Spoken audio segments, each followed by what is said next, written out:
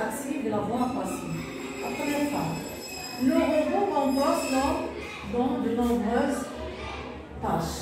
L'homme, la phrase suivante, l'homme est remplacé par le robot dans plusieurs tâches. Le policier cherche le voleur. La phrase suivante, le voleur est cherché par le policier. La première phrase. Le robot remplace l'homme dans de nombreuses tâches. Bien, où est le verbe? Où est le sujet dans cette phrase?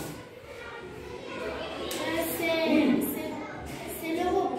Le robot. Le robot, c'est le sujet. Très bien, c'est le sujet. Le verbe? Remplace. Remplace. Le verbe? Le verbe. Remplace qui?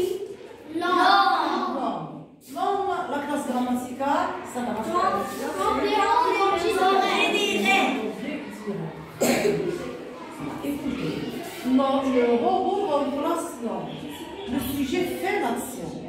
Le sujet accomplit l'action exprimée par le verbe. Qui remplace l'homme? C'est le robot. Non, c'est le sujet. Quand dans la phrase, le sujet accomplit l'action exprimée par le verbe, on dit que la phrase est à la voix active. À la voix active. Voix active. Voix active. Cette phrase est à la voix active. Pourquoi? Parce que le sujet accomplit, fait l'action, ou bien accomplit l'action exprimée par le verbe. La phrase suivante.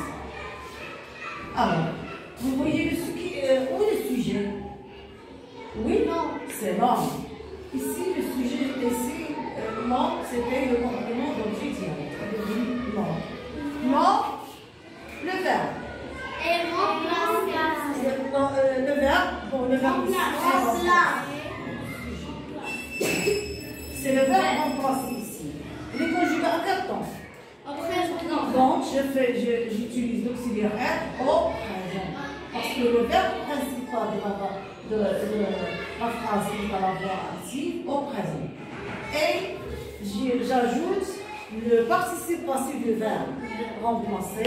C'est le participe passif du verbe remplacé qui se termine par infinitif. C'est l'attribut du sujet. Très bien.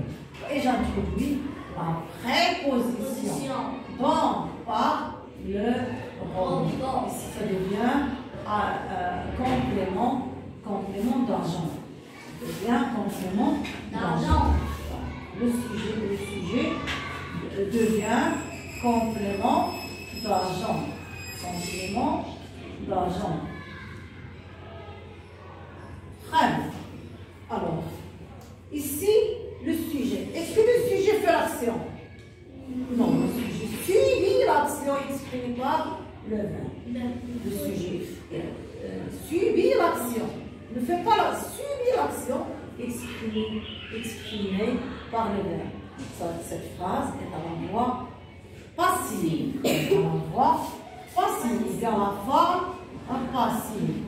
Alors, je dis que la phrase est à la voix passive quand le sujet subit l'action exprimée par le verbe.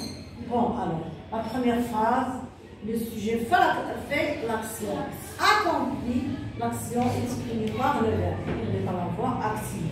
Ici, le sujet subit l'action exprimée par le verbe. Il est à la voix passive. Bien. Alors, le voleur, le policier cherche le voleur. Où le sujet dans cette phrase? Le policier. Le policier, bien. C'est le sujet. Qui cherche le voleur? Le policier. Donc le policier fait l'action, accomplit l'action exprimée par le verbe. Le verbe c'est cherche. Bien. Cherche qui? Le voleur. Ici c'est le Complément d'objet direct. Très bien. Alors le sujet accomplit le verbe exprimé par le verbe. Accomplit l'action exprimée par le verbe. Donc la phrase est à la voix active. Voix active. Très bien. Maintenant, le voleur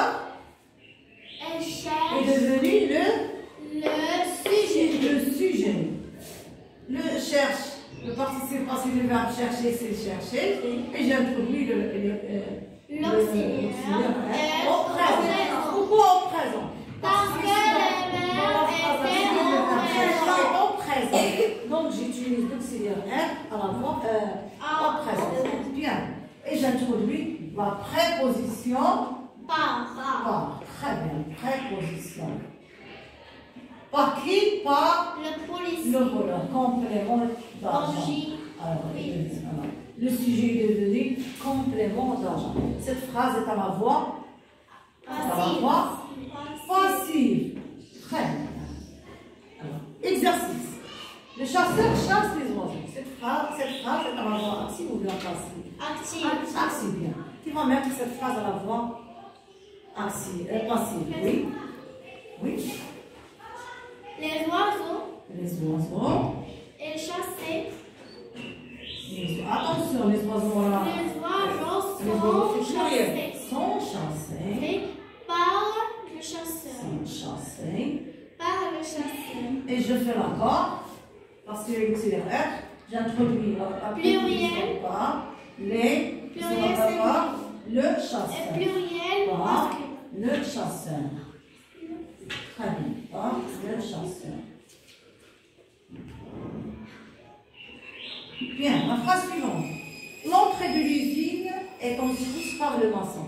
Cette phrase à la voix active ou bien passive? Oui. Passive. Passive, très bien. À la voix active, qu'est-ce que je veux dire?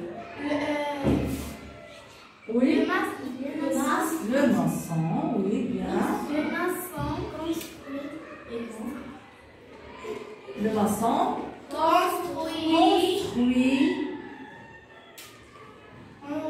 construit quoi?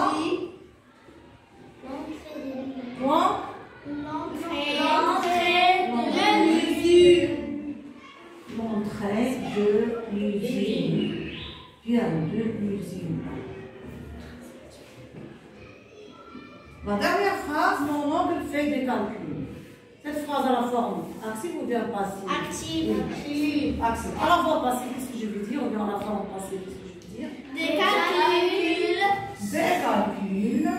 calculs sont faits par et je fais la forme parce qu'il est l'auxiliaire être. J'introduis la préposition par dans la voix passive, par mon oncle.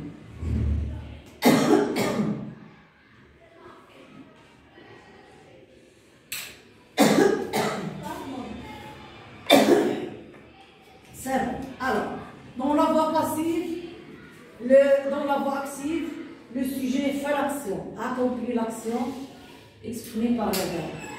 Dans la voix passive, le sujet subit l'action, exprimée par le verbe. Bon, alors, on distingue la voix active de la voix passive.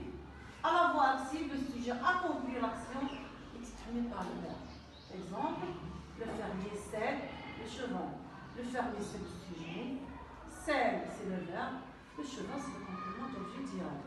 Donc ici, le sujet accomplit l'action exprimée par le verbe. Ça veut dire fait l'action. À la voix passive, le sujet subit l'action exprimée par le verbe. Exemple, le cheval, c'est le complément d'objet direct devenu le sujet. Et serré, parce que le verbe serré ici, c'est au présent. Donc si je le fais avec l'auxiliaire être, puisque l'attribut du sujet, c'est le participe passé. J'introduis la préposition par. Le fermier, c'est le complément d'agent. Le cheval est serré par le fermier. Voilà, c'est la fin de la leçon.